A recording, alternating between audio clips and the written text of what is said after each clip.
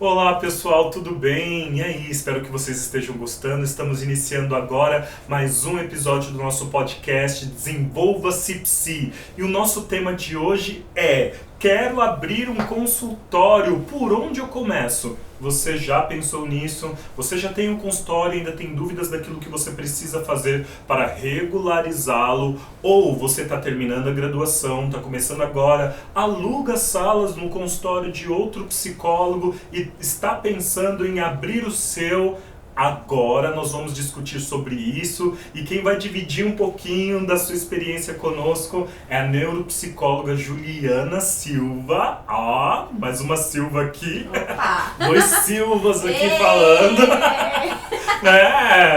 A Juliana Silva que vai dividir um pouquinho da experiência dela conosco sobre este tema, de como abrir um consultório, Ju. Conta aí pra gente, o que é esse universo psi de quem deseja ter o seu consultório próprio? Por onde a gente começa? É o universo, né? É o universo. Bom, esse ano, esse mês, tô comemorando 3 anos de consultório. Olha, é um 3 marco, anos, assim. 3 anos, parabéns, Obrigada. olha aí. E foi algo assim, não imaginado, não planejado. Fiz sozinha ainda, né? Toda a responsabilidade, ainda que tenham pessoas que atendem lá comigo. A responsabilidade é toda minha, né? E foi muito curioso porque eu nunca me imaginei, né? Me considerava uma pessoa indisciplinada, nunca imaginei. E como que aconteceu, né? Comecei atendendo sublocando por hora no bairro da Moca, bairro onde eu me formei, né? Me formei na São Judas. Só um instantezinho, quer dizer, não sei se você conhece, se você sabe disso. Porque tem aqui o meu estagiário Lucas, ele só soube do universo das sublocações de horas trabalhando aqui comigo. Então, eu dentro da faculdade, eu também não sabia. Eu abri o meu consultório junto com o meu sócio porque a gente não sabia que poderia alugar horas numa sala, ok? Aí a gente ralou lá para abrir o nosso. Mas o início de muitos profissionais é procurando o consultório de um psicólogo que já está atuando e que ele cede horários livres da sua sala cobrando o valor de utilização. Sim. Esse é um bom começo, né? Sim. Ok, então vai lá. Se você não sabia, fique sabendo agora. Você começou assim. E aí eu comecei de hora em hora, né? Acrescentando a cada paciente que chegava. E cheguei num determinado momento em que o local não era viável no sentido de acessibilidade. Então eu mudei de bairro, saí da Moca porque é contramão, e fui pro bairro do Tatuapé, onde eu ainda estou, né? Quem não está em São Paulo, como é que a gente pode generalizar isso? Então eu estava num bairro muito mais menos acessível no contexto de transporte público, e fui para um bairro mais acessível no contexto de transporte público, né? Mais perto de metrô, né? E fui para um outro contexto de sublocação, mas aí eu fui para um contexto de sublocação por período, não mais por hora. Era o formato, né? E se eu precisasse de mais horários, aí sim eu poderia acrescentar. E aí estava coincidindo com o meu término de especialização em neuropsicologia e os nossos testes, né? Que são bastante caros. E eu me via ali dá uma no olhadinha contexto, lá no preço dos dá testes. uma olhada, muito carinho. E eu me via no contexto de mochila de rodinha, pra cima e pra baixo com os meus testes. Então todo dia de manhã eu falava, meu Deus, me leve, me traga em segurança, porque se me levarem essa mala, meu Deus, quanto tempo eu vou demorar pra comprar de novo, né? Porque você compra o primeiro ali em várias vezes, né? Quantos testes mais ou menos? Qual é o investimento da malinha de rodinhas de testes? Olha, VISC, né, para avaliação de criança e adolescente, 3 e pouquinho, VAIS, né, adulto e idoso, 2 e pouco, 3. Aí vamos pro atenção, memória, planejamento, velocidade de processamento, uns 6, 7 mil. 7 mil mais ou menos dentro da mochila, andando pra lá e pra cá no transporte público. Isso eu atendi, agora eu me lembrei, eu atendia na Faria Lima também. Olha. Eu me dividi entre Tatuapé e Faria Lima. E aí eu falava, caramba, né? Fora o peso, sempre de transporte público, fora o peso. E aí tinha um prédio no Tatuapé, né? Primeiro eu fui para um contexto de sublocação. E aí eu tinha uma dentista num prédio que tinha procurado, quando eu fui pro Tatuapé, esse lugar, e ela não tinha, uma psicóloga nesse prédio, não tinha o horário que eu precisava, inclusive onde é o meu consultório hoje. Olha que engraçado. Olha isso. Ela não tinha a disponibilidade que eu precisava, aí eu fui pro outro lugar, e dali 1 ano a minha dentista falou, a psicóloga tal vai sair do consultório. E aí eu falei assim, nossa, né? E aí depois ela falou assim, a psicóloga saiu. Aquilo me acendeu de um jeito, né? Eu falei, caramba, será que é agora, né? Entrei em contato com o proprietário, ela tinha saído entre 10 e 15 dias, assim.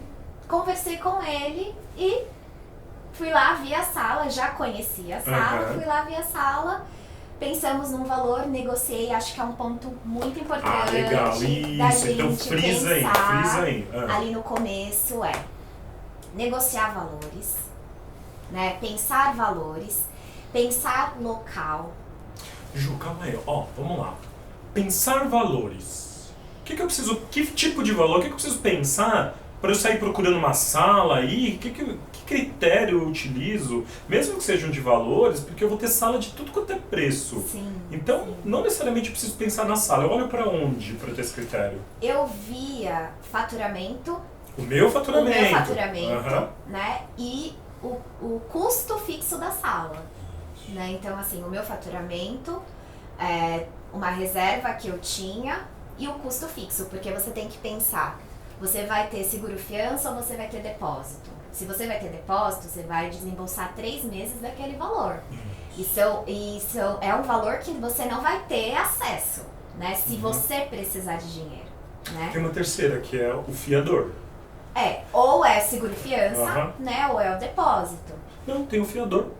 O seguro-fiança você vai pagar por uma instituição, certo? Você tem o fiador que pode assumir também, uma pessoa que tem uma casa própria, né? Que às vezes você tem um familiar. Isso, na minha cabeça eu tinha 2 opções. Isso, você tem essas 3, né? E às vezes você tem instituições assim, proprietários.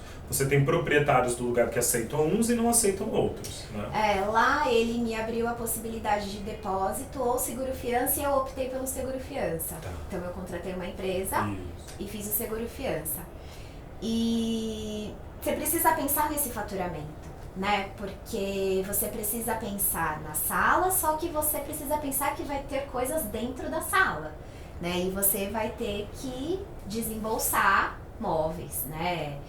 Cuidar da sala, né? Então você precisa pensar a acústica como que tá, vai ter reforma, pintura, tudo isso envolve custo, né, de sala. Então o seu faturamento, ele tem que ser você precisa ter muita clareza do faturamento para entender se é ou não o momento. Além do faturamento, você já atendia, certo, por hora. Sim. Você fez uma reserva para poder pensar Fiz uma reserva. Eu fiz uma reserva pensando em reinvestir em testes, né, melhorando ali, porque eu comprei os mais tradicionais e os que eu precisava de pronto ali, e depois alguns mais específicos, dependendo da demanda, né? Então eu reinvesti uma parte nisso. Reinvesti uma parte em supervisão, em continuidade ali de estudos e uma reserva, né, caso eu precisasse de alguma coisa que acabou indo aí para um contexto do consultório, né? Então, são muitas coisas que a gente precisa pensar. Então, tem uma organização financeira antes de abrir o consultório que é mega importante. Muito. Né? Eu falei para vocês no episódio anterior que eu já atendia, então eu tinha o meu trabalho na área escolar e tinha o trabalho clínico, que eu atendia de sexta e sábado. Eu faturava com trabalho clínico R$850 apenas, e a minha parte do aluguel eram R$800. Só que para eu poder ir para uma sala, como eu tinha o trabalho Na escola, na área escolar, eu vivia com o dinheiro que eu ganhava na área escolar e o que entrava dos atendimentos clínicos eu ia poupando. Sim. Para que eu pudesse ter essa reserva de comprar móvel, né, pensar no... Eu tive um sócio, a Ju, ela começou sozinha, eu tive um sócio, e era assim, os móveis da minha sala ficavam na recepção e a gente dividia a sala dele, os móveis na sala do meu amigo, e a gente dividia ali nos primeiros dias, depois que a gente conseguiu comprar móveis para recepção, então... Né? A gente foi vê assim também. Então ótimo. Aí. Foi assim também, não foi? Assim, não começa a sentar. Olha só, eu sei o quanto eu ralei pra estar na poltrona chique. Quem olha lá o consultório hoje, né? Não é assim, não começou daquele jeito. Sim. Então, quem está atendendo por hora e sublocação precisa ter uma disciplina de fazer uma reserva. Sim. Né, de poder, a gente vai falar muito aqui sobre organização financeira e tudo mais. Sim. Então, reserva para material, para teste, reserva para... Você precisa tirar férias, você precisa, né, de pensar na sua aposentadoria. Sim. E, se você quer crescer, certo? Uma reserva para você poder ter o seu espaço, poder desenvolver outros serviços dentro da psicologia. Sim, né? Investir em estudo, né? Supervisão. Perfeito. Aprimorar o seu conhecimento, né? Sim. Congressos, né? É um universo aí, né? É um universo. Por isso que a gente brinca, às vezes parece que a gente paga mesmo para trabalhar, porque é muita coisa. Sim. Só que aí entra num valor, né, num outro ponto que seria o valor da nossa sessão. Para que a gente possa fazer tudo isso e fazer uma divisão destes investimentos, a gente precisa ter um valor justo de sessão. Sim. Não é? Porque senão não consegue dar conta de todas essas coisas. Mas vai lá, Ju, e aí? Você pensou em tudo isso e como é que continuou? Na ocasião eu trabalhava, né, mas não todos os dias da semana, então lembrei agora você falando da escola, eu tinha um contexto de ONG, né, dentro de uma comunidade aqui de São Paulo, lá na Zona Sul, aqui na Zona Sul, e também me ajudava, né, a compor, mas eu não tinha um olhar, assim, mágico. Era tudo muito certo, uma planilha, tudo muito organizado, legal. Né? Então, mesmo que eu tivesse uma empresa com seguro e fiança, eu me coloquei a responsabilidade de ter 3 vezes o valor, porque se acontecesse alguma coisa, eu teria que ter 3 meses, né? Então, eu já deixei ali, porque se acontecesse, estava tudo bem. Eu devolveria a chave, né? Pagaria a multa e acabou. Então, para quem está começando agora, para quem entende que é assim, né, desejo ter o meu consultório, pensem bem, façam esse pensamento, né, o meu faturamento atual versus o meu custo fixo que vai entrar aluguel, é condomínio, é água, luz, internet, material de limpeza, material de escritório, alguém que vai limpar. E a mobília. Isso, perfeito.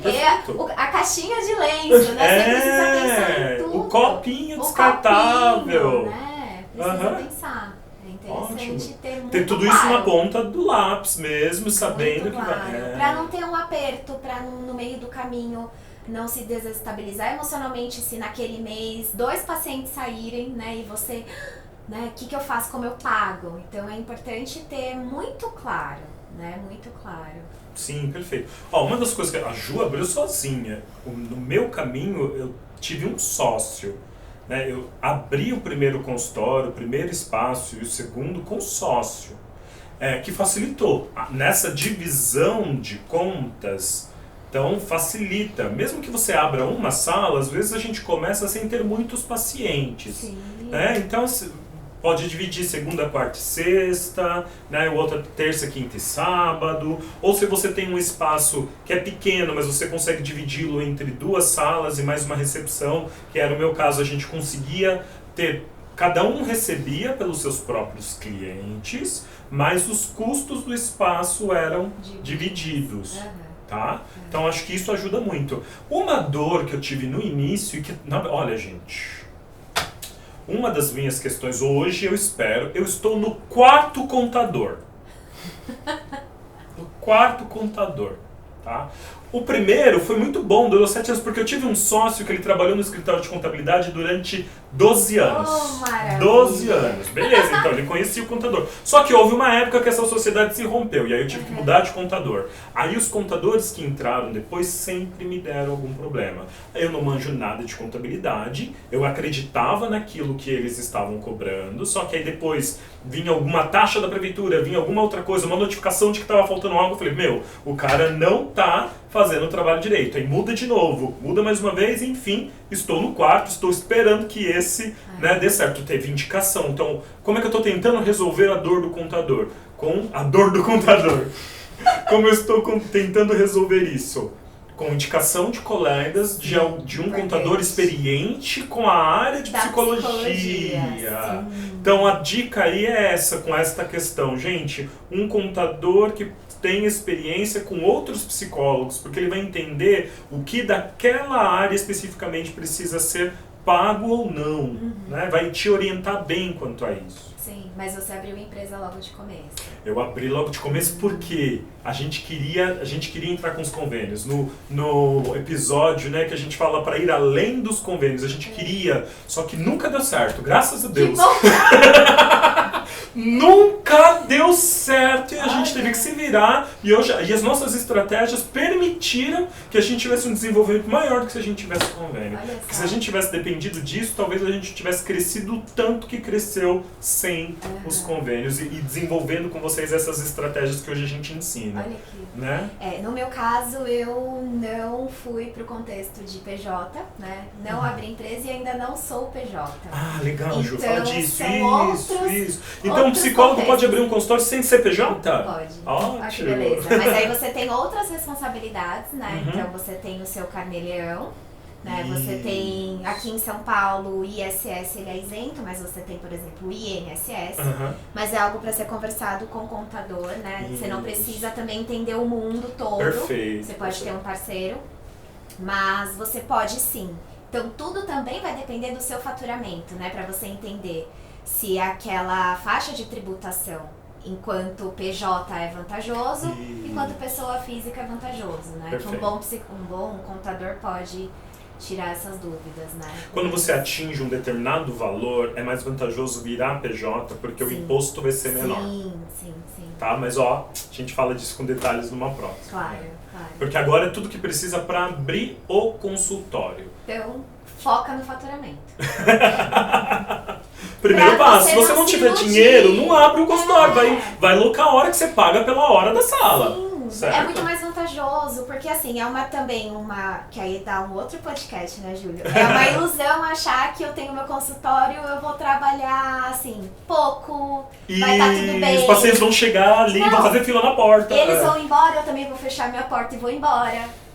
Tá tudo no seu nome, você precisa resolver uma série de coisas. São coisas que a gente precisa começar um consultório entendendo, para que a gente não se frustre, para aquela experiência não ser, né, não ser gostosa, porque é gostoso ter o seu consultório. Foi muito bom quando eu tive o meu armário com as coisas ali dentro. Falei, caramba, eu não tenho mais que andar com 7 mil reais numa mala de rodinha. Foi maravilhoso, foi deliciosa a sensação, mas eu também precisava pensar que eu tinha outras responsabilidades, né? Sim. Dos lugares que eu sublocava, eu não tinha responsabilidade nenhuma a não ser cumprir os horários, o pagamento, entregar a sala do jeito que eu peguei, né? Ali já era uma outra história, né? Ai, a luz, nananã, Juliana. Então, assim, são outras responsabilidades gostosas, vividas de uma maneira gostosa, mas que precisam estar dentro aqui do radar, que elas são suas, né? Sim, ótimo, muito bom Legal. Isso mesmo, Ju. Então, vamos frisar alguns pontos, Ju, para poder ficar claro na cabeça das pessoas o que elas têm que pensar antes de abrir um consultório e para abrir. Antes de abrir e para abrir. Sim. Se você puder aí concatenar as ideias, olha que palavra bonita, concatenar, né? Saiba. Vamos lá, concatenar as ideias para que a gente tenha clareza dos passos iniciais. Sim. Primeiro você falou assim, foca no faturamento. Se não tem faturamento, vai alugar sala por hora, melhor, né? Tá. Faturamento, local, né? Acessível, segurança, né? Legal. O lugar que eu vou, acústica como é que tá, eu vou precisar reformar, eu vou precisar pintar, eu vou ter fiador, eu vou contratar uma empresa, tem alguém aí que é fiador, eu vou ter que desembolsar, né? Ter um depósito de 3 vezes o valor, né? Põe na ponta do lápis cada item, né? Que nem você disse, material de limpeza, todo, além de mobiliar, os custos fixos, né? A água, a luz, a internet, o lencinho, né? Os copos, o papel higiênico, tudo. Você quem vai limpar, outra pessoa. Isso, é verdade. Muito, né? Ótimo. Colocar tudo isso na ponta do lápis. Valeria a pena alugar e já ter uma pessoa para sublocar os horários ou não? Sabe uma coisa que nós não falamos e que eu também acho essencial? Ter perfil empreendedor. Porque o consultório é uma empresa. Isso, né? Eu comecei assim, meu Deus, como foi difícil virar essa chave! Ótimo! Ai, meu Deus, eu tenho uma grande amiga que ela falava: Juju, para de pensar como funcionária! Você é a dona! E eu falava: tá bom! Porque é uma construção. Ótimo, né? ótimo. Eu sou aquela pessoa organizada que tem planilha, eu gosto, eu funciono, eu sou visual. Mas a ideia de ser dona, você precisa ter uma outra cabeça. Isso. Né?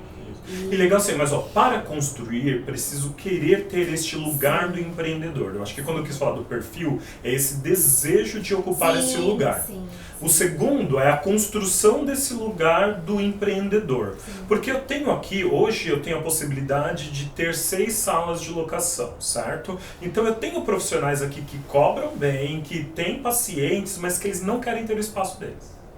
Que eu entendo. Porque eles não querem ter estas preocupações que a gente falou. E tá tudo bem. Tá tudo bem. Tá tudo tranquilo, ok. Agora tem outros que sabem, quando colocam na ponta do lápis, sabem que o dinheiro que pode entrar, ele tendo o espaço dele, quando você tem muitos clientes, é maior. Então o seu faturamento, ele aumenta, mas o seu trabalho aumenta proporcionalmente. Então, pesa também, gente, você não vai pro inferno dos psicólogos se você não tiver a sua sala, tá? Você não precisa ter medo disso, ok? Existe um céu para você também. Então você fica tranquilo. Tudo bem, tudo bem. Nossa, quando eu chegar lá eu vou ter minha sala XYZ. Não, existem vários lugares que é o chegar lá. O importante é você estar satisfeito com aquilo que você... Existem vários lá. Isso, né? Que vão provocar essa satisfação. Sim. Mas para você que deseja, que eu sei que você quer ter sua sala, não quer ficar andando... Nossa, o meu problema era a caixa lúdica. Eu atendia criança, então eu entrava no metrô com a caixa lúdica. Porque hoje eu penso, será que se eu tivesse feito especialização em neuro, eu teria pleiteado um consultório? Talvez naquele momento não. Porque eu não tinha material pra lá e pra cá, né? Então acho que isso também norteia. Sim, né? Sim. Acho que num outro podcast eu quero falar dessa questão de abrir outros espaços, né? De ter mais do que um e tal. Mas olha, acho que nesse momento, Ju, a gente conseguiu amarrar alguns pontos. Muito, muito obrigado aí pela sua colaboração. Parabéns por 3 anos aí com esse consultório sozinha, a empreendedora Juliana Silva. Construção, olha aí, é uma construção. Olha aí, gente, espero que você também tenha conseguido ter as suas sacadas, os seus insights aí com relação à nossa conversa e aguarde o próximo podcast que eu tenho certeza que vai te ajudar bastante sobre transição de carreira. Júlio, eu não estou na área clínica ou eu não trabalho ainda com a psicologia, o que eu faço? Como é que eu posso entrar na área? Me ajuda! É sobre isso que a gente vai falar, tá bom? Um abraço e até a próxima!